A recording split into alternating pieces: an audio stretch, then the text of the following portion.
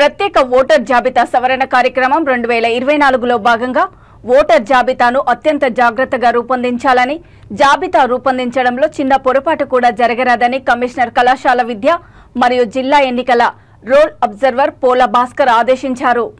గురువారం రాత్రి తిరుపతి స్థానిక కలెక్టరేట్లో ప్రత్యేక ఓటర్ జాబితా సవరణ కార్యక్రమం 2024లో భాగంగా వివిధ అంశాలపై రాజకీయ పార్టీల ప్రతినిధులతో, ఈఆర్ఓలతో, ఇన్ఛార్జ్ జేసీ మరియు జిల్లా రెవెన్యూ అధికారి పెంచల కిషోర్తో కలిసి అబ్జర్వర్ సమావేశమయ్యారు.